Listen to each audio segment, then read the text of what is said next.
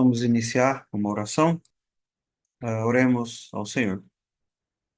Senhor Deus, Senhor, nosso Pai, nós, Senhor, te louvamos, te agradecemos, Senhor, por mais um dia que o Senhor nos deu, Senhor. Também pela semana que passou. Agradecemos e te louvamos, ó Deus, pelos bênçãos que o Senhor tem nos dado, Senhor. Nós te agradecemos pela tua palavra, pelo teu santo evangelho. Te agradecemos, ó Deus, pelo teu Espírito Santo que nos deu a tua palavra, Senhor. Te agradecemos pela tua igreja tem ensinado, pregado tua palavra, Senhor, ao longo dos séculos, até mesmo em nossos dias. Nós te agradecemos, Senhor, por todas as bênçãos que tu tem nos dado, Senhor, pela saúde, pelo trabalho, Senhor, pelas nossas famílias. Agradecemos, ó Deus, te louvamos, pelos nossos filhos, nossos cônjuges, pelas igrejas, pelos irmãos em Cristo, Senhor. Te agradecemos e te louvamos, porque grandes coisas tu tem feito por nós. Tu és digno, Senhor, de toda a honra, toda a glória, todo louvor. Ó Senhor, nós te louvamos, nós te agradecemos, porque reconhecemos a tua grandeza, tua majestade, o teu poder, tudo que tu és, Senhor, e também as obras das tuas mãos, Senhor. Te agradecemos e te louvamos por Jesus Cristo, nosso único Senhor e Salvador, sem o qual, ó Deus, nós não temos parte contigo, porque Ele é o nosso mediador, o nosso Salvador. Ó Senhor, nós te agradecemos, te louvamos, por todo o bem que o Senhor tem feito por nós. Pedimos a Deus também perdão, Senhor, pelos nossos pecados, pelas nossas falhas, ó Deus, pelos nossos erros. Pedimos a Deus a Ti perdão, ó Deus, e pedimos que o Senhor nos abençoe, Senhor, que o Senhor continue nos abençoando, Senhor. Abençoa, Deus, as nossas famílias, abençoa, Deus, nossas vidas. Abençoa, Deus, todos os irmãos que estão participando deste estudo hoje. Abençoa aqueles também que não poderão participar. Abençoa, Deus, aqueles que estão passando por lutas, enfermidades, dificuldades, ó Deus, em sua vida, Senhor, com relação à família, com relação à saúde, com relação ao trabalho. Que o Senhor possa abençoar, Senhor, cada um de nós, cada um dos irmãos que hoje presentes, aqueles que não estiverem participando também. Pedimos, ó Deus, que o Senhor abençoe a tua igreja, Senhor, a tua igreja, no Brasil, também no mundo, Senhor, em muitos outros lugares e muitos outros países. Teu nome, ó Deus, seja engrandecido, Senhor, glorificado, Senhor, em todos os lugares. Que a pregação do Evangelho, Senhor, possa ser abençoada, Senhor, por Ti, em todos os lugares. Que o Senhor possa levantar, Senhor, pessoas, ó Deus, Brasil afora, ó Deus, homens e mulheres comprometidos contigo, com a Tua palavra, para te servirem, para te adorarem, para, ó Deus, que o Teu Evangelho cresça e prospere. Senhor, abençoe então, Senhor, nossas famílias, para que possamos, ó Deus, te servir e te adorar. Senhor. Abençoa para que tenhamos igrejas, ó Deus, mais fiéis, mais bíblicas, ó Deus, ah, aqui, Senhor, e também em muitos outros países. Abençoa os irmãos lá de Moçambique, os irmãos de Angola também, Senhor. Abençoa a tua igreja, onde há grandes dificuldades, perseguições, lutas. Abençoa o teu povo, Senhor. Abençoa a tua igreja, nós te pedimos, Senhor. Senhor, abençoa no Brasil, Senhor, cada um de nós, cada um do teu povo, aqueles que estão inconformados, ó Deus, com o evangelho superficial, que o Senhor possa conceder, Senhor, conceder o genuíno evangelho, a pregação verdadeira, sendo o teu evangelho, a tua palavra, Senhor. Abençoa, Deus, a tua igreja, nós te pedimos. Abençoa o teu povo. Abençoa todos os nossos irmãos, ó Deus, em Cristo, e desejam, Senhor, são desejosos por igrejas mais puras, mais verdadeiras, ó Deus, para a glória do teu nome, Senhor. Ó, Senhor, abençoa nossas vidas, ó Deus, aqui neste momento que estivermos, ó Deus, neste breve momento de reflexão, meditação da tua palavra, que o Senhor possa nos abençoar, nos edificar, e possamos, ó Deus, refletir e meditar na tua palavra de maneira profunda, Senhor, e venhamos ser edificados e abençoados por ti, Senhor. Que nosso coração, Senhor, nossa mente seja alcançada, Senhor, e nossa vida transformada, Senhor, para a glória do teu nome, Senhor. Abençoa a tua igreja, Senhor, nós pedimos Abençoa todo o teu povo, Senhor. Abençoa todos nós, Senhor. Nós te rogamos, ó Deus, pedimos e suplicamos no nome do Senhor Jesus. Amém. Amém. Irmãos, nós vamos abrir a palavra do Senhor para leitura. Nós estamos fazendo uma leitura no livro dos Salmos e agora estamos no capítulo 15 do livro dos Salmos. Então, nós estamos lendo desde o início, desde o capítulo 1, e agora estamos no capítulo 15, pelo 15.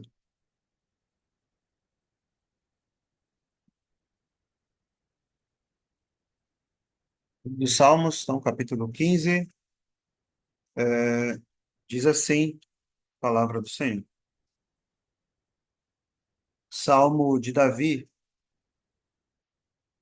Senhor, quem habitará no teu tabernáculo? Quem morará no teu santo monte? Aquele que anda sinceramente e pratica a justiça e fala a verdade no seu coração. Aquele que não difama com sua língua, nem faz mal ao seu próximo, nem aceita nenhum opróbrio contra o seu próximo. A cujos olhos o réprobo é desprezado, mas honra os que temem ao Senhor. Aquele que jura com dano seu, contudo não muda. Aquele que não dá o seu dinheiro com usura, nem recebe peitas contra o inocente. Quem faz isto, nunca será abalado. Amém. Irmãos, esse salmo fala sobre algumas características daqueles que subirão ao monte do Senhor, que morarão no templo santo do Senhor, no teu santo monte. Salmo 24 fala também algo sobre isso, né? Fala sobre algo parecido. E aqui algumas características do daquele que habitará os céus, o monte do Senhor, monte santo, o templo, o teu tabernáculo, né? São aqueles que são sinceros no seu andar, pratica a justiça, fala a verdade no seu coração, não difama com a sua língua, não aceita nenhum opróbrio contra o seu próximo. Em outras palavras, aqueles que observam os mandamentos do Senhor e a lei do Senhor. Se você meditar no Salmo 24, você vai encontrar algo parecido. Aqueles que andam em justiça, em retidão. Mas, se você parar para refletir e pensar, no Salmo 24 também, e também no Salmo 119, fala muito sobre a lei do Senhor, aquele que observa a lei do Senhor, e etc. e tal, você vai perceber também que a exigência da lei de Deus, dessa obediência, dessa vida descrita aqui, é uma vida, na verdade, de perfeição, né? O Salmo 24 diz: aquele que é puro de coração, ele que vai subir, ele que vai morar com o Senhor para sempre, puros de coração. O Salmo 15 é bem resumido, mas a ideia eu creio que seja a mesma. Quem vai habitar no tabernáculo, no santo monte do Senhor, são aqueles que em justiça, em retidão, uma completa justiça e retidão, andam, aqueles que têm isso, é que poderão entrar lá. Se você então analisa desse modo, você vai pensar assim, olha, então ninguém vai poder, então, ou quase ninguém, né? Na verdade, ninguém, porque o apóstolo Paulo diz que não há um justo nenhum sequer. Se não há nenhum justo, como que alguém poderá subir ao monte do Senhor? A resposta é simples, é porque, na verdade, há um que é santo e é justo e perfeito, foi perfeito em todo o seu caminhar, e ele é nosso Senhor Jesus Cristo. E aqueles que creem nele pela fé se apropriam da sua justiça, eles se apropriam da sua retidão, e eles então também são considerados retos e justos, E quando eles se apropriam da retidão e da justiça de Cristo em sua vida, eles passam agora a desejar ser semelhante ao seu Salvador, a Cristo Jesus. Isso acontece por causa do novo nascimento. Então, eles desejam, eles buscam sim, na sua vida, no seu caminhar, essa justiça, o ser semelhante a Cristo. Eles buscam isso. Mas é porque, na verdade, a justiça santa e perfeita pertence somente ao mediador, somente a Cristo, somente ao Salvador. É Ele que é o santo, justo e perfeito em todos os seus caminhos. E nós, pela fé, os que cremos, somos justificados nele e nele somos tornados justos. Então eu creio, irmãos, que todos os salmos você deve meditar nisso, em todos os salmos, na pessoa e na obra de Cristo Jesus. Os salmos falam de Cristo de maneira direta ou indireta, de maneira mais explícita ou implícita. E você precisa ler todas as Escrituras, o Velho Testamento todo, o livro dos Salmos, refletindo nisso. Como ou onde eu encontro o meu Salvador? Aqui nós vemos a sua perfeita justiça e santidade. E aqueles que o amam, aqueles que o seguem, assim buscam também servi-lo de igual modo. Que Deus abençoe essa leitura da sua palavra. Amém. Irmãos, aqui nós vamos agora cantar um salmo. Hoje será o salmo de número 1, é a melodia de Genebra. Vou compartilhar aqui na tela a letra do salmo.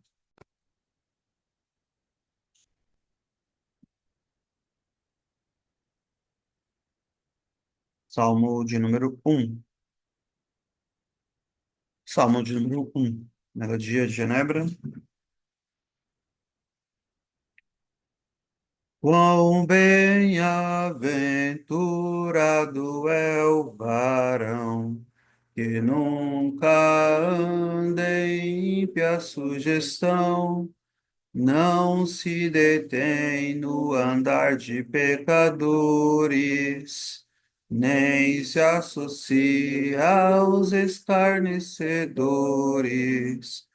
Mas seu prazer na lei de Deus está, e em dia e noite nela medita. Tal como arbusto à beira de água está, que em tempo próprio fruto ele dá, sua folhagem nunca desvanece. Tudo que faz é bom, prospera e cresce. Os ímpios nunca podem se igualar. São como a palha ao vento a voar. Por isso os ímpios não subsistirão, e no juízo todos cairão. Entre os justos, quando congregados, serão os pecadores derrubados. Dos justos, Deus conhece o caminhar, mas o ímpio seu caminho morrerá. Amém.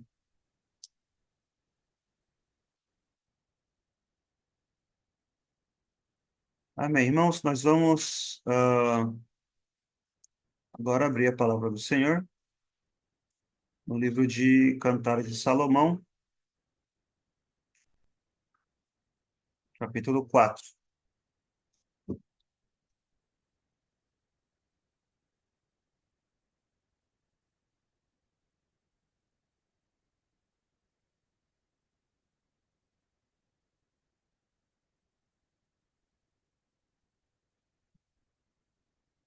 Cantar de Salomão, capítulo 4. Nós estamos continuando, então, a exposição deste livro. Começamos desde o capítulo 1º, no ano passado. Agora chegamos ao capítulo 4. Estamos aqui algumas semanas no capítulo 4. Nós estamos aqui no início do versículo. Nós leremos o versículo 1, Cantar de Salomão, capítulo 4, versículo 1. Leremos até o versículo 6. E hoje nós vamos meditar no versículo 5. Versículo 5 hoje. Mas leremos todo o parágrafo, toda a perícope. Diz assim a palavra do Senhor. Cantares de Salomão, capítulo 4, versículo 1 até o versículo 6. Eis que és formosa, meu amor, eis que és formosa. Os teus olhos são como os das pombas, entre as tuas tranças. O teu cabelo é como um rebanho de cabras que pastam no monte de Gileade. Os teus dentes são como o rebanho das ovelhas tosquiadas, que sobem do lavadouro, e das quais todas produzem gêmeos, e nenhuma há estéril entre elas. Os teus lábios são como um fio de escarlate, e o teu falar é agradável. A tua fronte é qual um pedaço de romã entre os teus cabelos. Teu pescoço é como a torre de Davi, edificada para pendurar armas. 1.000 escudos pendem dela, todos broquéis de poderosos. Os teus dois seios são como dois filhos gêmeos da gazela, que se apacentam entre os lírios. Até que refresque o dia e fujam as sombras, irei ao monte da mirra e ao outeiro do incenso. Amém. Irmãos, como foi comentado na semana passada, nós estamos fazendo a exposição deste livro e há muitas questões, muitas dificuldades em nossos dias com relação à interpretação deste livro. Então, na semana passada, nós relembramos novamente o que foi dito lá no primeiro estudo. Aqueles que não viram, ou têm interesse em ver, ou têm dúvidas sobre esse ponto, sobre a interpretação deste livro, e por que interpretamos como interpretamos, então dê uma olhada lá depois, no primeiro estudo de todos, na introdução deste livro. Mas, resumindo novamente, basicamente falando, nós seguimos a interpretação lá mesma dos reformadores, dos puritanos, e da igreja ao longo dos séculos, pelo menos aí até o século XIX, e também a interpretação que consta lá no Padrão de Westminster e outros documentos importantes.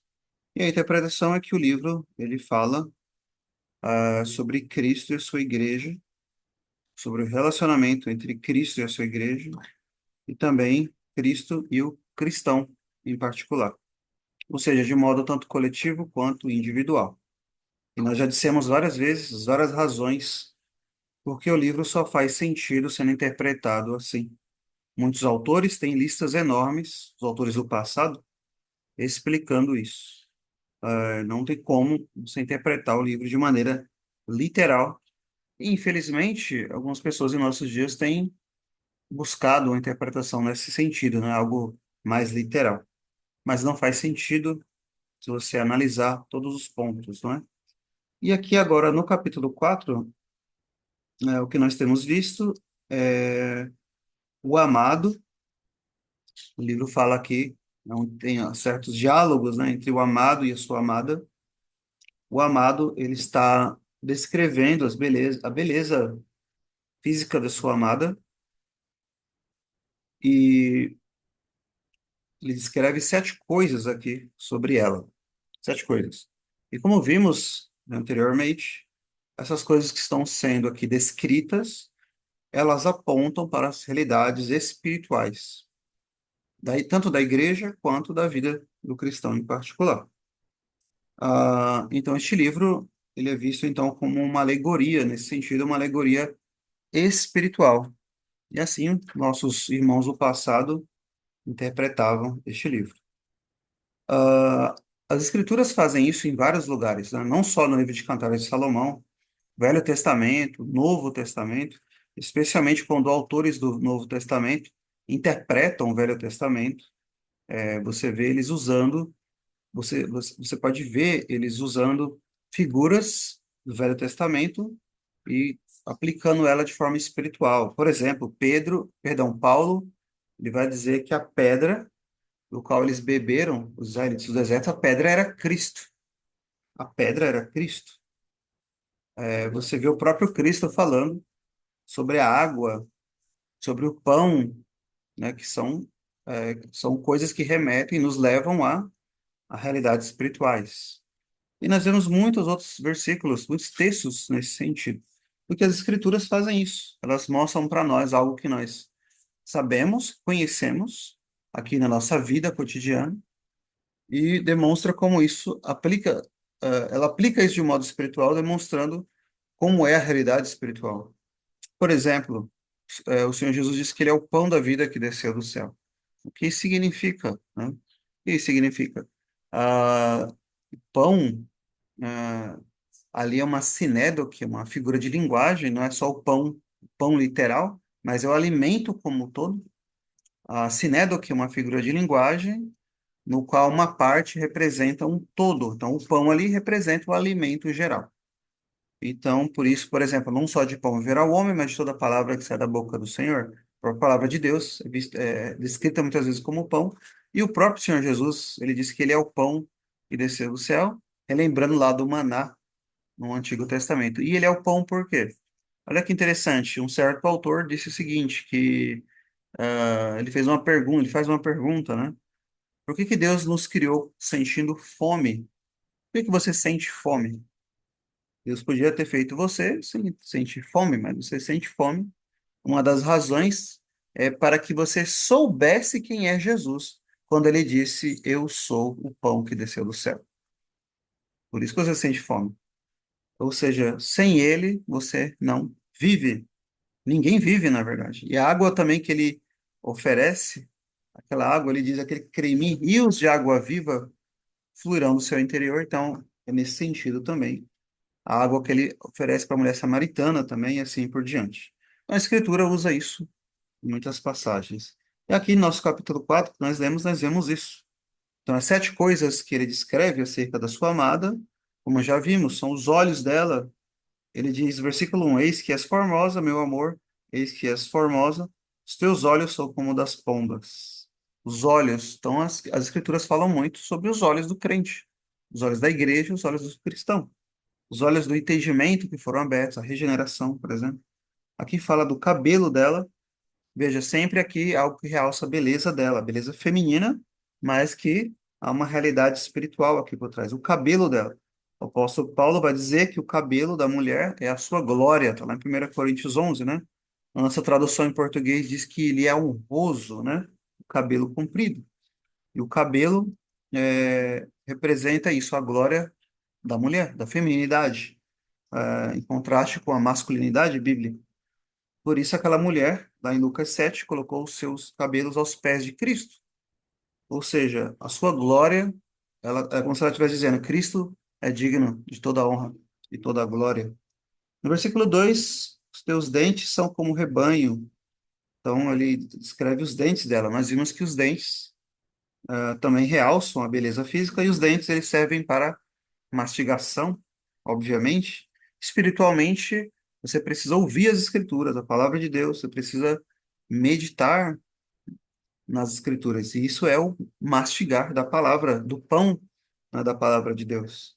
A falta de meditação espiritual, irmãos, é um problema em nossos dias. Precisamos aprender e praticar isso, a meditação. Versículo 5 falando dos lábios. Os lábios, o teu falar é agradável, os seus lábios são como um fio de escarlate. Então, existe um falar que desagrada ao Senhor, mas existe um falar agradável a Deus.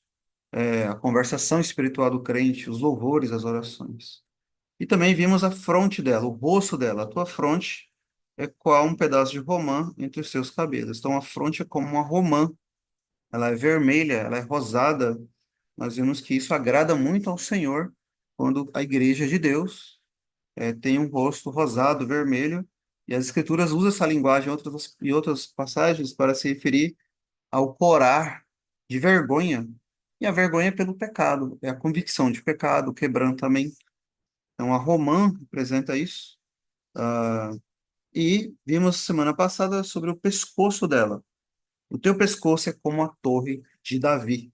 Nós vimos semana passada sobre o pescoço, como torre de Davi. Então, a torre é algo firme, é algo que tem escudos, diz aqui, 1.000 escudos pendem dela, todos broquéis de poderosos. Então, o que que é esse pescoço? Tudo que eu estou falando até aqui, até o versículo 4, irmãos, é claro que eu não tirei da minha cabeça, né? Todos os autores do passado são unânimes em falar o que eu estou falando aqui agora. E eles são unânimes em dizer que o pescoço, espiritualmente falando, é a fé do cristão. Por quê? Porque Cristo é o cabeça, a igreja é o corpo. O que liga o corpo à cabeça é a fé. É a fé que liga o crente a Cristo.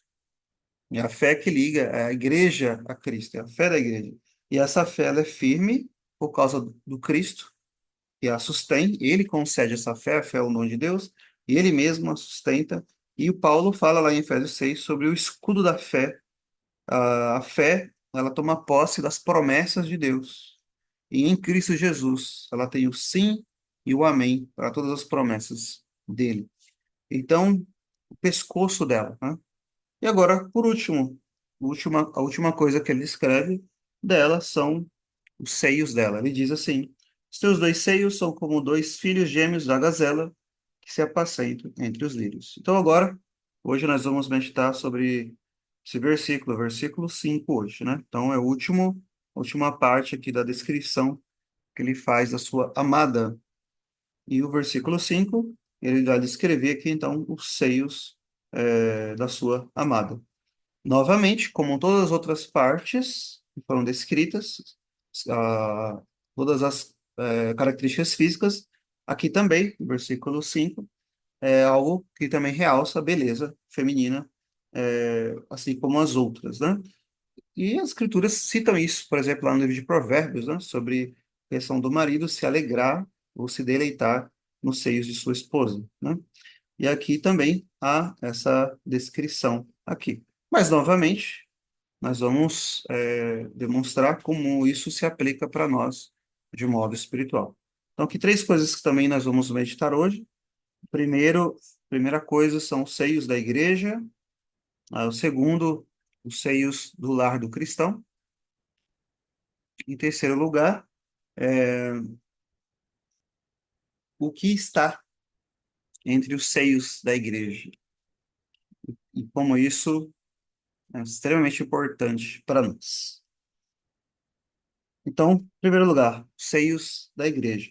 Veja o que diz o texto. Os teus dois seios são como dois filhos gêmeos da gazela. Então, isso já foi citado anteriormente, que nós já vimos, né?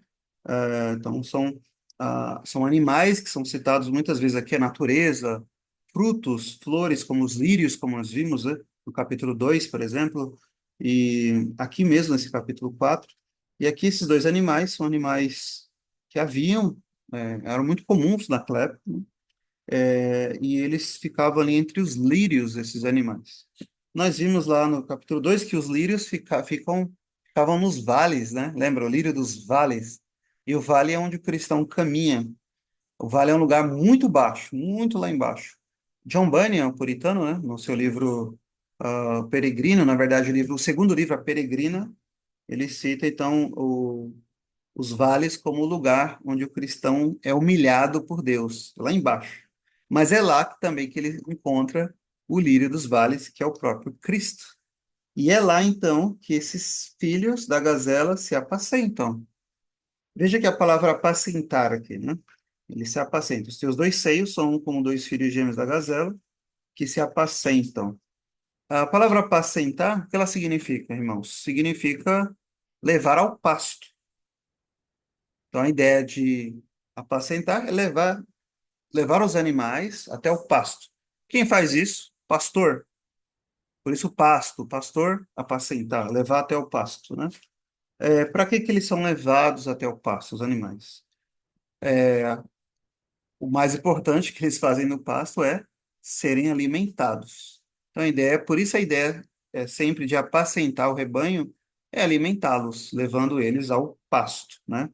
É essa a ideia. Então, assim, ele está comparando aqui ó, os dois seios dela, como os dois filhos, são dois seios, é claro, filhos gêmeos da gazela que se apacentam entre os lírios. Então, esses animais são apacentados lá, e eles se apacentam, na verdade, né, diz o texto, e assim são, então, os seios dela, na descrição que ele mesmo está fazendo.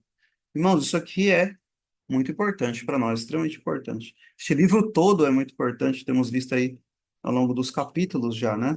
E isso aqui se refere ao que a igreja, ao papel da igreja, com relação aos seios da igreja, com relação aos filhos de Deus, ao povo de Deus, às ovelhas especialmente. A função da igreja é qual, irmãos? A função da igreja é apacentar o povo de Deus, é apacentar a todo o povo de Deus, toda a igreja, todas as ovelhas de Cristo. As ovelhas de Cristo são apacentadas onde? Na igreja. E a função da igreja fazê-lo, não é? Você pega essa passagem aqui e você compara com um texto aqui no Novo Testamento do apóstolo Pedro. Vou ler aqui para os irmãos. 1 Pedro, se você puder ler, você leia. Capítulo 2. Um texto tão conhecido, né? 1 Pedro, capítulo 2, versículo 2. Veja que a própria Escritura faz isso, não é? De usar essas figuras, essas coisas nossas do dia a dia que nós temos para nos trazer realidades espirituais. Veja o que diz o apóstolo Pedro. 1 Pedro, capítulo 2, versículo 2. Desejai afetuosamente, como meninos novamente nascidos, o leite racional, não falsificado, para que por ele vades crescendo. O leite da palavra, vocês devem desejar fortemente, afetuosamente, como meninos novamente nascidos, como bebês, como criancinhas, diz algumas traduções, né? O leite da palavra de Deus, o leite racional, não falsificado. Então, quem dá esse leite? É a igreja. Como? Tá aqui, os dois seios servem para alimentar os bebês de Cristo. Os dois seios servem para alimentar o povo de Deus, o povo de Cristo. Isso, irmãos, é um papel da igreja. A igreja, através dos seus ministros, através do próprio Cristo, como falaremos depois, ela deve alimentar a sua, a- deve alimentar o povo de Deus, deve alimentar suas ovelhas, né? As ovelhas de Cristo, melhor dizendo. Função dos seios, então, é alimentar bebês. E nós sabemos, pela nossa vida, né, que todos aqui foram amamentados, né? Sabemos disso, pelas nossas mães. E Pedro, ele vai então usar essa figura do leite para dizer que é isso que nós devemos desejar afetuosamente. Desejai afetuosamente, como meninos novamente nascidos, o leite racional, não falsificado, para que por ele vades crescendo. Você deve desejar isso. E a igreja tem o papel de fazer isso, de alimentar seu povo, alimentar a sua igreja. Você pode pensar, olha, para mim, para mim isso é óbvio. Talvez seja para você, mas não é para muitas pessoas. A igreja, o papel dela é alimentar as ovelhas de Cristo, o povo de Deus. Você pode achar que para você é óbvio, mas hoje, em nossos dias, não é tão óbvio assim, não. Porque o papel da igreja, irmãos, veja bem, não é, por exemplo, entreter bodes. Esse é o papel da igreja? Entreter os bodes? Entreter as pessoas? Entreter ímpios? Muitas pessoas acham que sim. Muitas pessoas usam a igreja, por exemplo, me refiro também agora até ao local físico da igreja, o espaço dela, para coisas que não têm nada a ver com o evangelho. Me refiro ao culto, né? Então, por exemplo, você tem aí culto de todo tipo hoje em dia, não é? Culto de todo tipo que você puder imaginar. Nós precisamos, por exemplo, atrair os jovens para a igreja, nós fazer um culto para jovem, tal, festa, show, música disso, música daquilo, tal. O que mais nós temos hoje em dia é música, e isso não passa de entretenimento para bodes. E isso não traz, de fato, verdadeiras conversões. Isso por si só não traz.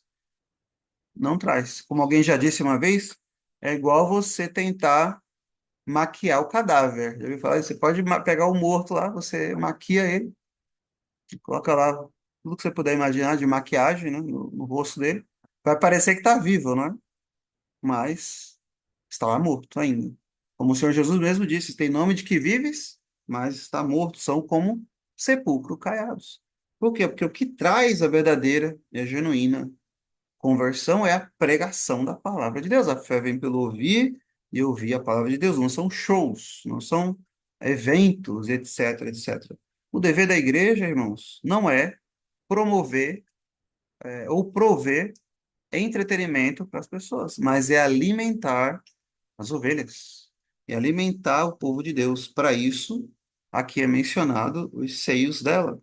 Por isso, Pedro está falando aqui de desejar o leite ah, afetuosamente para ir crescendo espiritualmente. Você acha que entretenimento vai fazer você ou qualquer outra pessoa crescer espiritualmente?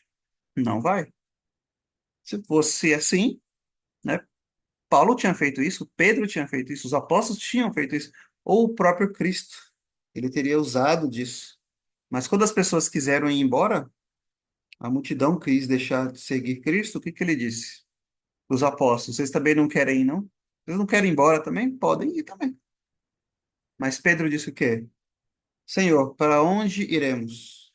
Só tu tens palavras de vida eterna. Então, por quê? Porque a verdadeira igreja, o verdadeiro povo de Deus, as verdadeiras ovelhas de Cristo são como bebês nascidos de novo e desejam a palavra de Deus. Pode muitas vezes não ser muito agradável, pode muitas vezes não ser muito palatável. Muitas vezes ela é doce para nossa alma, às vezes é dura a palavra de Deus. Foi isso que eles disseram, não foi a multidão? Duro esse discurso, quem não pode suportar, mas é a palavra de Deus. É a palavra de Deus. Olha o caso de João Batista, irmãos, pregando no deserto. Uma multidão, diz o texto, foi lá para ouvir. O Cristo falou: Olha, quem vocês saíram para ver no deserto? Foi um homem bem vestido, lá dos palácios, etc. Por isso que eles foram ver? Não, foi um homem lá no deserto. João Batista, comendo lá gafanhoto, mel, roupas simples, humildes, mas a multidão ia lá ouvi-lo. Por quê? Porque a igreja de Deus, o povo de Deus, ele sente fome, desejo de ouvir a palavra de Deus. E quando não há essa palavra sendo ensinada, pregada verdadeiramente, há um problema aí. O que acontece com o bebê, então? Se a mãe não está dando de mamar, ele vai chorar, ele vai espernear, ele vai gritar até, né, ser atendido. E o povo de Deus, irmãos, tem que ter essa mesma atitude. Aqueles que são nascidos de Deus, naturalmente terão isso. Terão isso. Aí eu te pergunto, você já passou por isso? Você já foi para a igreja, alguma igreja, uma vez, duas ou por algum tempo, e você passou fome? Já aconteceu com você? Você já passou fome espiritualmente? Você não tinha leite lá para você crescer, para você ser alimentado? Já passou por isso? Aqueles que não, nunca nasceram de novo, eles não sabem o que é isso. Mas quem nasceu de novo, quem é o bebê nasceu de novo, ele deseja esse leite. Esse leite. Ele não se contenta com entretenimento, não se contenta com eventos que que as igrejas querem fazer, né? Agora, fim de ano, é peça de Natal, é não sei o quê, é cantar, tem um monte de coisa. E a palavra de Deus, onde fica?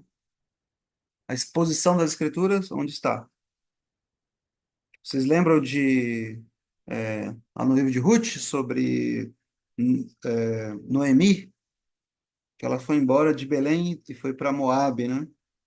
Por que que ela foi embora? Porque não tinha pão, não tinha comida em Belém. E a palavra no hebraico em Belém é a casa do pão. Belém é a casa do pão. Não tinha pão na casa do pão. E hoje nós vamos muitas vezes à igreja para ter o pão, o leite da palavra de Deus. E nós não encontramos. Você já passou por isso? Já sentiu isso? Já teve essa experiência? Se você já teve, é porque você é um bebê nascido de novo. E quando você foi alimentado, você se sentiu ali revigorado. Você se sente como realmente um alimento mesmo espiritual. Você se sente alimentado, você fica contente, você fica satisfeito, feliz porque você ouviu não só ali um pregador, não só ali um livro que foi lido, mas você viu, sentiu Cristo falando com você, com sua alma, você foi alimentado por aquele leite espiritual e você sai de lá feliz, contente, satisfeito, cheio, fortalecido para vencer as lutas da semana, as dificuldades que poderão sobrevir. Irmãos, possamos desejar esse leite. Você tem desejado? E quanto ao papel da igreja, que você possa orar por isso, nós possamos orar por isso. Orar para que Deus levante pessoas comprometidas com a verdadeira exposição das Escrituras, que realmente alimenta o povo de Deus. Alguns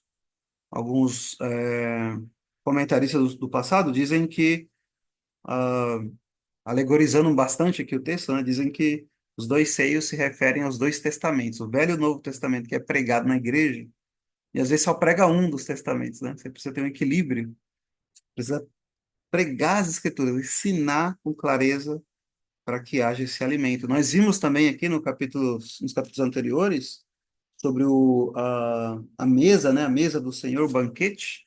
Nós vimos que nós comentamos naquela ocasião que os ministros do Evangelho, o apóstolo Paulo diz em 1 Coríntios capítulo 4, que eles são como despenseiros da casa de Deus.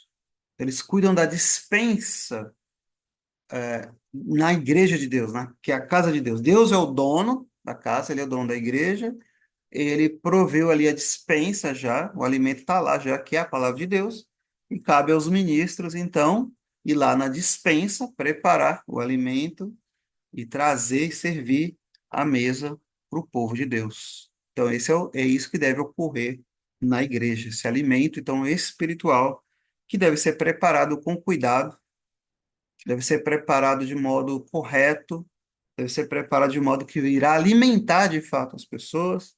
Não pode ser o mesmo alimento todo dia, tem que ser bem preparado e servido de maneira quente, vigorosa, espiritual, fervorosa, de maneira que você seja servido e alimentado de fato pela palavra de Deus. Irmãos, esse é o dever, então, da igreja, do povo de Deus, seios da igreja. Você crê nisso? Quantas pessoas não creem mais na igreja hoje, né? A igreja tem muitos problemas, a igreja é isso e aquilo. Já comentamos isso aqui em muitos outros estudos anteriores, né? Neste livro, a importância desse livro, de que você não desista da igreja do povo de Deus, porque a igreja é amada de Cristo. E ela ainda, você precisa orar por ela. Ainda que haja lutas, dificuldades, problemas, ela ainda é a amada de Cristo e nela ainda que você encontrará o alimento genuíno da palavra de Deus. Quantas pessoas querem alimentos de outros lugares, de outras fontes? Você pega, por exemplo, a longa história da igreja. Você precisa estar conectado à história da igreja, o que a igreja tem ensinado ao longo dos séculos. porque é dela, por meio dela que Cristo alimenta o seu povo, pelos seios da sua igreja. Se eu não me engano, foi João Calvino que disse que aquele que se recusar até sua igreja, até a igreja de Cristo como sua mãe, que o alimenta, não poderá ter Deus também como seu pai. A igreja, então, nesse sentido, é a mãe dos crentes, é ela que os alimenta pela palavra de Deus, ela que os alimenta, então, pelos seus seios, é, com este leite espiritual, do qual Pedro aqui cita na sua epístola. Você entende isso? Você crê nisso? Você está sendo alimentado? Ou você tem esse desejo por esse leite espiritual? Você deseja afetuosamente ouvir a palavra de Deus, ler as Escrituras, ser alimentado de fato? Você tem sentido isso, passado por isso, desejado isso? Se tem passado fome, se tenha, procure. Você encontrará o alimento, sim. Cristo provê para o seu povo. Cristo provê para nós, né? E ore pela igreja, ore para o povo de Deus, para que a igreja entenda que este não é o papel dela. O papel dela não é este de entreter bodes, promover discussões teológicas, debates, qualquer coisa nesse sentido, mas é alimentar, de fato, espiritualmente o seu povo, o povo de Deus, o povo de Cristo. Medite sobre isso, entenda isso. Os seios da igreja. Mas, em segundo lugar, uma outra coisa importante aqui do nosso texto, que eu quero destacar, é o seguinte: ele diz: os teus dois seios são como dois filhos gêmeos da gazela que se apacentam entre os lírios. Então, veja, a igreja, é o papel da igreja apacentar o povo de Deus, mas também cada cristão em particular, que faz parte da igreja, também tem o dever de, né, se apacentar. Isso se refere a muitas coisas, mas especialmente, por exemplo, o seu lar. Existe o lar cristão, o seio do lar cristão deve ser ali, irmãos, uma fonte também de alimento espiritual para você, para a sua família. Veja, você não depende só da igreja no sentido, a igreja agora no sentido institucional, mas no lar, o lar cristão é uma pequena igreja. E ali também deve haver esse apacentar. Os cristãos também se apacentam, um pode apacentar um outro. Não me estou me referindo agora ao papel da pregação formal no culto público das Escrituras de Deus, das Escrituras do Senhor, né, no culto público, mas me refiro ao compartilhar da palavra de Deus, que o crente pode fazer e deve fazer uns com os outros. A conversação espiritual, que já falamos antes, mas especialmente é importante no lar cristão, no lar. Então, o lar também é responsável pelo alimento espiritual. Hoje, nós temos perdido muito disso também. Muitas pessoas entendem e pensam, por exemplo, que é dever da igreja ensinar as crianças, por exemplo. A Bíblia não diz isso, que é dever da igreja. A dever da igreja é apacentar as ovelhas de Cristo, como um todo. Isso inclui as crianças, obviamente.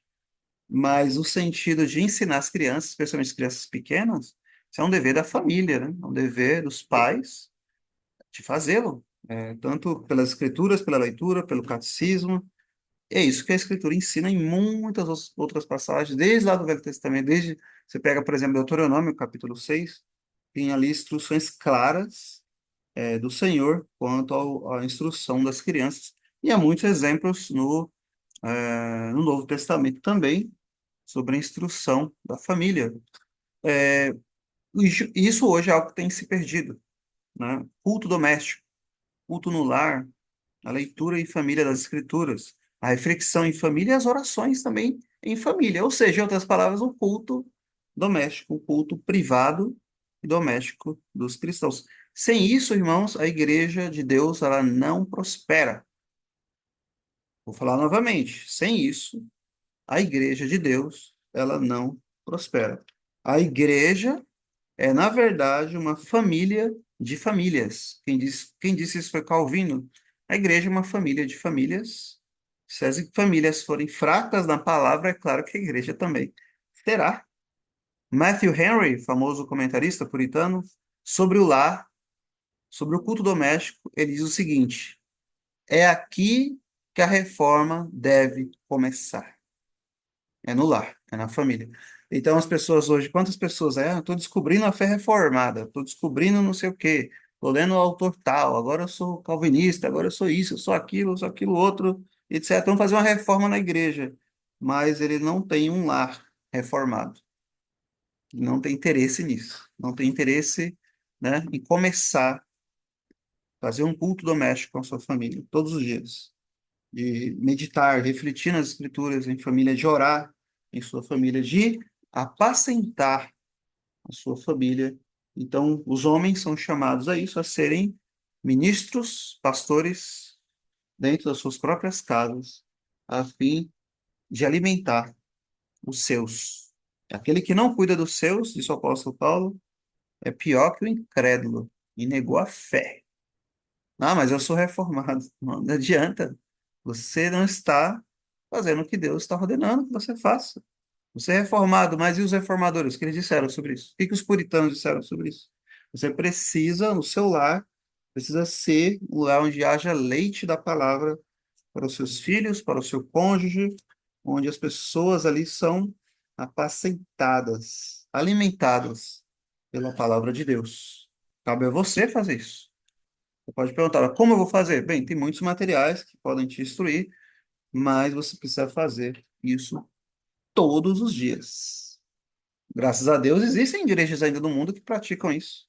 Tem uma igreja da Escócia, né, com quem eu tenho contato, lá os membros, o dever dos membros de da igreja é de 2 cultos por dia no lar, 2 por dia. Se você não faz, você é chamado já no conselho para saber por que que você não está fazendo os 2 cultos diários. Mas que você faça pelo menos um, né? Poucos minutos, mas que você faça com sua família, que você leia um texto, leia a Escritura de forma contínua, pega o livro dos Salmos, outro livro, o Novo Testamento, leia um capítulo todo dia, ore, cante um salmo, e Deus começará a abençoar a sua família espiritualmente. Certa vez disse um puritano que uma igreja, ou perdão, uma família sem um culto doméstico é como uma casa sem telhado. Ela está sujeita a todo tipo de intempéries e tempestades, etc. Você precisa fazer isso, você precisa apacentar no seu lar também. Veja, aqui dizem que esses filhos da gazela, eles se apacentam. É necessário que você, então, apacente a si mesmo, lendo as escrituras, meditando, lendo para você mesmo, você se alimentar, você mesmo. Mas também que você alimente outros, começando pelo seu lar. Até mesmo outros irmãos em Cristo, o Senhor dando oportunidade. E depois nós temos esse alimentar e se apacentar também na igreja de um modo mais público, né, de um modo mais geral. Mas veja, irmãos, nós não podemos viver sem sermos apacentados pelo leite do Senhor que vem da sua palavra e vem aqui pelos seios da sua amada. Nós precisamos ser apacentados. Nós precisamos do alimento espiritual. Nós precisamos disso muito mais do que outras coisas que às vezes nós alimentamos a nossa alma. Você sabia que sua alma sempre vai ser alimentada com alguma coisa, sempre, né? Ou você está alimentando com as coisas de Deus, ou com as coisas que não são do Senhor. Então procure alimentar a si mesmo, apacentar-se a si mesmo e a sua própria família também com as Escrituras, com a palavra de Deus. Você faz isso? Você tem buscado fazer isso? Você tem buscado, primeiramente, uma reforma em sua casa, no seu lar, entre os seus? Você tem buscado, primeiramente, ler com eles as Escrituras, refletir, meditar com eles? Você continue fazendo. Se você não faz, você possa fazer, que você possa a se dedicar a isso. E se você deseja ter uma igreja genuinamente bíblica, reformada, forte espiritualmente, vigorosa espiritualmente, nós precisamos ter famílias espiritualmente fortes também.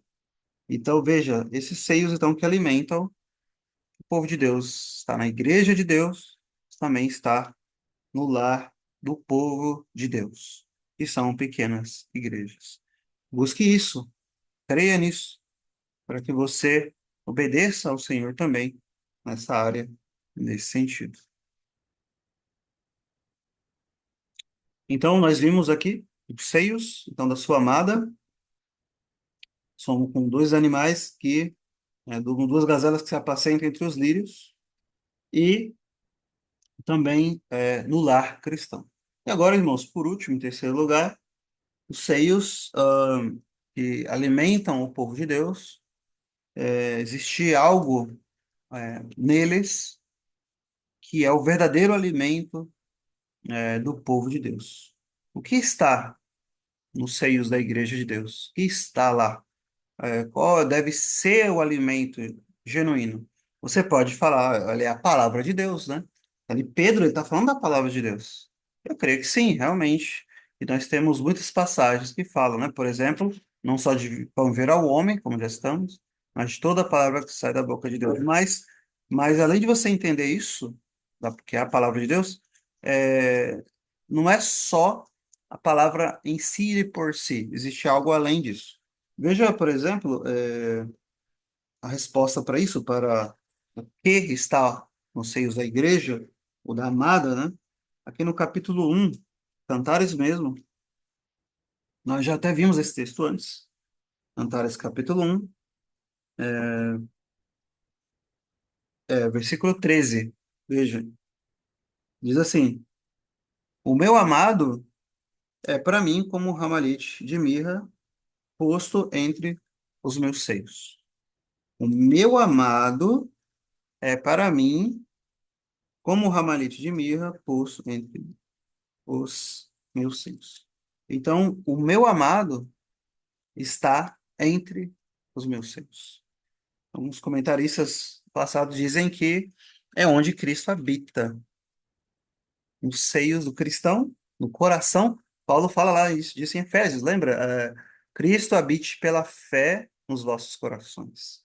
E ele habita no seio do cristão, ele habita no meio da igreja, Cristo está nos seios da igreja. Veja que, então, esse leite que alimenta o povo de Deus não é por causa da igreja por si só. Não é o leite dela apenas, né? Mas é porque Cristo está lá. É porque Cristo está lá. Então, este é o verdadeiro leite que alimenta o povo de Deus. Ele é centrado em Cristo. Ele passa por Cristo. É como se ele passasse pelo filtro de Cristo. É como se Cristo purificasse isso. Ele é a fonte, na verdade, de todo genuíno e verdadeiro alimento espiritual. É Cristo. Não somos nós mesmos, não é a igreja por si só. Tanto que não é ela que vai determinar o que ela vai ensinar, mas ela é dependente de Cristo. Ela depende do amado. O amado precisa estar no seio da igreja. Ele precisa estar entre os seios da igreja. Ele é ali onde ele habita, é ali onde ele deve habitar. Isso é muito importante. Eu creio que alguns irmãos, talvez em nossos dias, não entendam isso, porque eu ouvi isso muito no seminário, no seminário de teologia, eu vi professores e alunos falando coisas nesse sentido, no sentido contrário ao que eu estou querendo de colocar aqui, né? Qual é o sentido? O sentido é assim, olha, basta você ler lá na igreja as escrituras, pegar um texto aqui e explicar o texto. Você explicou o texto, é o texto bíblico, né? Inspirado por Deus, pelo Espírito Santo. Você leu, você explicou, acabou. É o suficiente para alimentar a igreja. Eu digo para você que não. Porque você pode ler as escrituras e não buscar Cristo nelas. Você pode ouvir uma pregação correta do ponto de vista exegético, até teológico, e Cristo não ser o centro nessa pregação. Você pode ouvir sim, você nunca ouviu? Tem tantas pregações por aí que não alimentam você. Pode ser fiel, exegeticamente falando, teologicamente ela é fiel, mas Cristo não está lá. Cristo não é o centro, Cristo não é exaltado, Cristo não está entre os seios ali naquele momento da igreja, e você sai dali, você pode até receber informação a mais na sua cabeça, você pode receber mais conhecimento, mais entendimento, mas espiritualmente falando, você não foi alimentado, você não foi alimentado. Nunca passou por isso? Nunca sentiu isso? Aprendi uma coisa nova ali, aprendi uma informação. Vou dizer para você o seguinte: o papel da pregação verdadeira do evangelho não é transmitir informação. Não é. Tem pessoas que acham que é isso. Não é. Se for isso, um ímpio consegue pregar, irmãos. Um ímpio, se ele tiver dom, souber falar em público, né? Souber dar uma aula, se for só isso, ele prega, né? É só ele ler aqui e estudar. Um ímpio prega, então. Né? Então não precisa se converter, então, para pregar o evangelho. Não precisa conhecer Cristo no seu coração, então, para poder pregar o evangelho. É possível, irmão, é possível, irmãos, você ouvir uma pregação sem Cristo. É o que mais nós temos em nossos dias. Irmãos, eu digo para você com tristeza que no tempo que fiquei no seminário, eu nunca vi, vou dizer nunca não, né? Mas, pelo menos da parte de alunos, nunca vi ninguém pregar Cristo no seminário. Os sermões são aprovados, ninguém prega Cristo. Eu não vi. Vou dizer nunca porque teve um pastor convidado lá que pregou e foi muito bom e tal. Mas, em geral, você não vê e não é ensinado. Não é ensinado. Cristo não é pregado. Então você pode obter conhecimento, mas Paulo disse o quê? O conhecimento, ele ensoberbece e o amor edifica. Quantos pregadores acham que o púlpito, então, é o lugar para você transmitir conhecimento teológico? Não é. Não é. Ou transmitir informação? Não é. De conhecimento em conhecimento em conhecimento, o que acontece? Lembra que Paulo fala? Muitos que aprendem, aprendem, aprendem e nunca chegam ao conhecimento da verdade. Conhecimento, não é o conhecimento espiritual de Deus genuíno, é conhecimento humano apenas. Não foi isso que Adão e Eva desejaram? Eles comeram do conhecimento, o fruto lá do conhecimento do bem e do mal. Não quer, sem Deus. Tira Cristo, tira Deus, queremos só o conhecimento. E aí a pessoa fala, mas é o conhecimento teológico, é sobre Deus. Então, sobre Deus, mas não é Deus, não é o próprio Cristo. Ele é uma pessoa, ele não é um conjunto de doutrinas, de teologia, dentro da teologia, ele é uma pessoa. Por isso esse livro de Cantares de Salomão é tão importante. Então, irmãos, a genuína pregação, Cristo precisa estar, sim, no meio da igreja, no seio da igreja.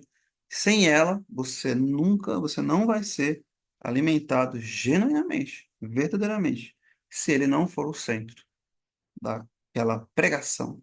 E você, enquanto cristão, enquanto povo de Deus, você precisa também entender o seguinte: você precisa ouvir a pregação da palavra de Deus, entendendo isso. Eu quero ouvir Cristo. Quero ouvir a voz dele falando comigo. Eu desejo não apenas ouvir um ministro, um homem, sei lá, que está falando, pregando. Eu preciso de Cristo. Eu preciso da voz de Cristo. Por isso que essas igrejas que têm tanto entretenimento, irmãos, tanto entretenimento por aí, lá no meio pode ter ah, pessoas que são salvas, são regeneradas ali, passando fome espiritualmente, por não serem alimentadas. Por quê? Porque Cristo não está sendo pregado genuinamente, verdadeiramente, como o irmão citou aí, realmente, né? Quantas igrejas, por exemplo, querem falar só de milagres, milagres, milagres, né? Igrejas carismáticas, por exemplo. O foco é esse. O foco não é Cristo. E outras, o foco é o outro extremo, é só o estudo, estudo, estudo, conhecimento teológico e etc. Isso nos lembra o que Paulo disse lá, né, na sua carta aos Coríntios. Muitos, os judeus, ele diz, procuram sinais, milagres. Há pessoas assim hoje, né? Querem ver sinais, milagres.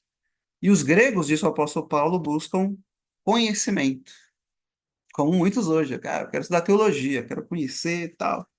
Mas Paulo diz assim: olha, nós pregamos a Cristo e este crucificado. Os judeus pedem sinal, os gregos buscam conhecimento, mas nós pregamos a Cristo e este crucificado. Então, a verdadeira, a genuína pregação que alimenta na igreja é Cristo entre os seios da igreja, é Cristo sendo ali a fonte genuína. Veja que não é, então, da própria igreja que vem o verdadeiro, genuíno leite espiritual, mas é por causa de Cristo. Ele é a fonte. Não basta que você apenas leia as Escrituras, você precisa ler as Escrituras e ser alimentado diretamente por Cristo. Não basta que você escute as Escrituras, você precisa ouvir Cristo, você precisa desejar, anelar por Cristo. Teve um pregador na Escócia, se eu não me engano, foi um dos irmãos Erskine, que disse que uma mulher foi falar com ele, ela foi ouvir a pregação da palavra de Deus na igreja que ele estava pregando, e aí ela tinha ido pela segunda vez, só que ela agora na segunda vez ela estava um pouco chateada, né? E ela disse, olha, eu queria saber o que aconteceu, porque no outro domingo eu vi o sermão e foi maravilhoso, eu vi Cristo falando comigo, foi maravilhoso, eu fiquei tão impressionada, maravilhado, que hoje eu vim vídeo novo, mas hoje eu não ouvi Cristo. Aí ele falou, não, eu vou dizer qual é o problema. É que na semana passada você veio para ouvir Cristo, mas hoje você veio para ouvir a mim. Esse é o seu problema. Você não estava meditando em Cristo, você não estava buscando a Cristo. Então, irmãos, existem os dois lados, né? Existem pregadores que realmente não se dedicam a pregar Cristo de fato, verdadeiramente, poderosamente, fervorosamente, uma pregação centrada em Cristo. E, por outro lado, há pessoas que não vão ouvir o sermão, também preparando a sua mente, o seu coração para ouvir de Cristo, para ouvir diretamente de Cristo. Então, que você possa entender isso, refletir sobre isso, que você deseja ouvir Cristo, a voz de Cristo. As minhas ovelhas ouvem a minha voz, ele diz. Eu lhes dou a vida eterna, elas jamais perecerão. Você já ouviu isso? Você já foi alimentado por Cristo? Já recebeu esse leite espiritual? E você recebeu dele e você chegou à conclusão: olha, hoje Cristo falou comigo. Hoje eu ouvi a voz do meu amado. E hoje eu ouvi a voz dele. Você já teve essa experiência? Você passar por alguma dificuldade, alguma situação, você abre as escrituras ali, seja no culto doméstico, seja privadamente, só você e Deus.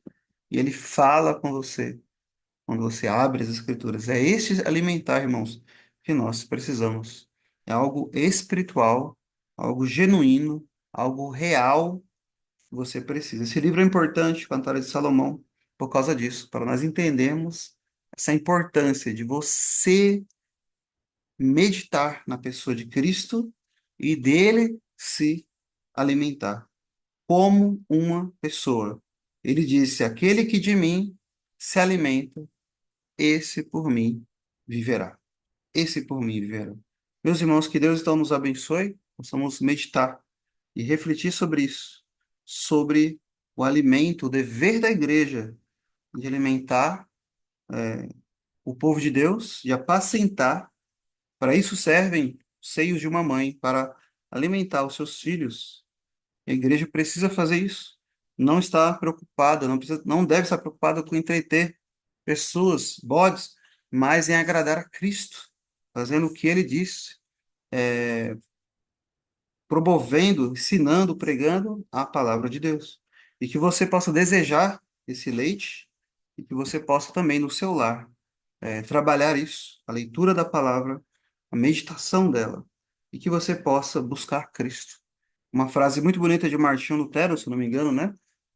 Já citei aqui para os irmãos. Ele diz o seguinte: assim como nós vamos a um berço somente para encontrar um bebê, e do mesmo modo possamos ir às Escrituras somente para encontrar Cristo, o amado da minha alma. É Ele que eu desejo.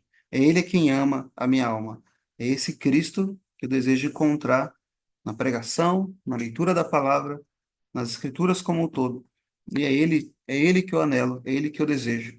É esse que o verdadeiro cristão deseja receber em sua alma e por ele ser alimentado. Meus irmãos, então que Deus nos ajude, que Ele nos abençoe, para que meditemos e refletimos sobre isso, sobre a importância do alimento espiritual em nossa vida, de alimentar-se em Cristo Jesus, nele e por ele, para a glória dele. Amém. Nós vamos encerrar agora com uma oração. Gostaria de pedir ao irmão William que faça uma oração, se ele está podendo orar. E o irmão Anderson também, se estiver podendo orar, irmãos. Gostaria de pedir, faça uma oração para nós encerrarmos. Oremos, então. Senhor, nosso Deus, e a quem por grande privilégio podemos chamar de Pai, nós, embora indignos, Senhor Deus, estamos aqui diante da Tua presença, não em nosso nome, mas em nome da Santíssima Trindade, em nome de Deus Pai, Deus Filho, Deus Espírito Santo. Queremos te agradecer, ó Pai, por esta liberdade que o Senhor nos concede de nos dirigirmos a Ti, tanto enquanto cidadãos, Pai, mas então, sobretudo enquanto teus filhos, Senhor, a liberdade que tu mesmo nos concede. Te agradecemos por essa semana que passou e por esta que se inicia, Pai. Que o Senhor abençoe os nossos afazeres, abençoe, Senhor Deus, as obras das nossas mãos, Pai, que tudo seja confirmado pelas mãos de Cristo. Te agradecemos, ó Deus, por este momento de estarmos reunidos aqui com toda a liberdade, por esta palavra, Senhor Deus, que foi fielmente ministrada pelo teu servo, que nós não sejamos apenas ouvintes, ó Pai, mas praticantes da tua palavra. E nos ajuda, Senhor Deus, porque nossas forças, por nós mesmos, nós nada podemos, mas tudo podemos naquele que nos fortalece, Pai. Tem misericórdia do teu povo, em especial os encamados, hospitalizados, enfermos, enlutados, os nossos irmãos e irmãs, Senhor Deus, que passam por situação de perseguição na China, Senhor Deus, qualquer outro lugar do mundo, Senhor Deus, que até estejam em situação de sequestro, Pai. Tem misericórdia, Pai. Encamados, lutados, por todos esses, Pai. Tem piedade, Senhor. Nos ajude para que o nosso coração seja avivado, que possamos, ó Pai, estarmos de acordo com a tua vontade, não apenas doutrinariamente, ó Deus, mas sobretudo em estado de espírito, porque nesses últimos tempos tão difíceis, Senhor, somos por vezes tentados a desanimarmos, a muitas vezes confiarmos em nós mesmos, não acreditarmos, ó Pai, no teu poder, Pai, mas tu és um Deus que ouve as nossas orações, és um Deus que todas as coisas cooperam para o bem daqueles que te amam, Senhor Deus, e todo o mal, Senhor Deus, que por vezes, por ti mesmo decretado, é para que de ti mesmo venha consolações mil vezes maiores, Pai. E tu te agradecemos e juntamente pedimos o perdão de nossos pecados, quer por pensamentos, atos, palavras, ações e omissões, Senhor Deus. Pedimos a tua guarda, o teu amor e o teu cuidado. Em tudo te agradecemos e pedimos em Cristo Jesus. Amém. Amém. Oremos.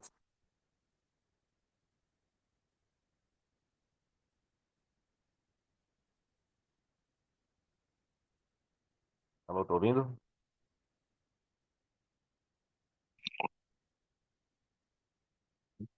Sim, irmão. Oremos. Santíssimo Deus, amado Pai, único Deus verdadeiro, o Todo-Poderoso, Deus invisível, imutável, que não erra, não falha, um Deus maravilhoso, um Deus que nos ama e nos perdoa, um Deus que nos justifica em Cristo Jesus, nosso único Senhor e Salvador. Se não fosse o Senhor, Pai, estaríamos perdidos. A Ti, Senhor, seja dada toda a honra, toda a glória, Pai. Que o Senhor esteja perdoando os nossos pecados, nossas falhas. Infelizmente, somos pecadores. Esteja nos perdoando, Pai. Cada pecado que cometemos são marteladas um prego na cruz de Cristo, né? Cada pecado que cometemos corresponde ao sangue de Cristo sendo derramado. Cristo se humilhou, teve que se humilhar por causa dos nossos pecados, das nossas falhas. Esteja nos perdoando, Pai. Perdoe os nossos pecados em nome de Jesus e que o Senhor esteja abençoando cada irmão, cada irmã aqui presente. O Senhor nos ajude, Pai, por favor, a termos um lar cristão, um lar que possamos estar te cultuando individualmente e também no culto familiar, Pai, culto doméstico.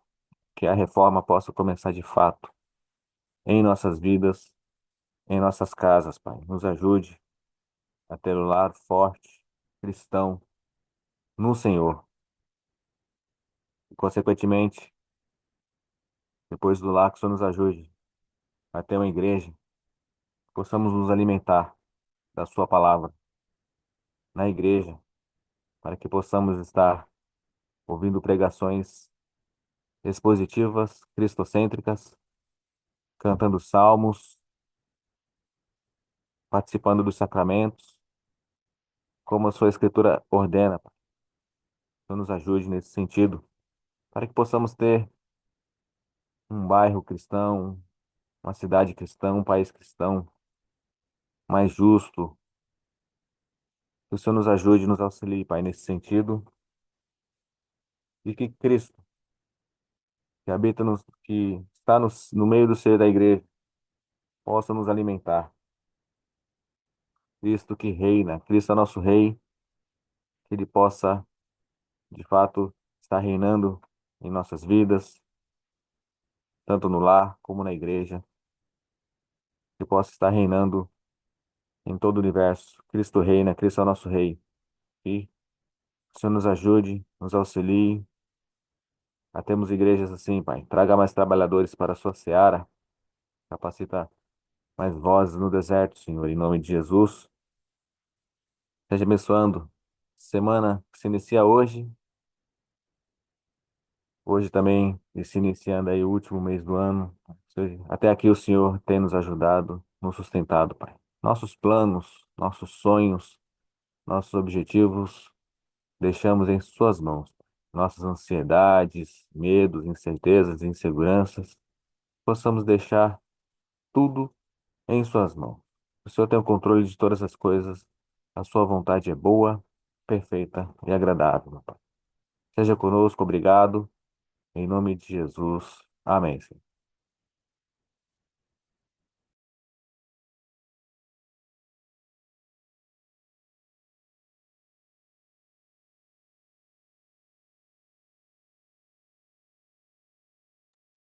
Amém, irmãos. Deus abençoe. Conceda uma boa semana a todos.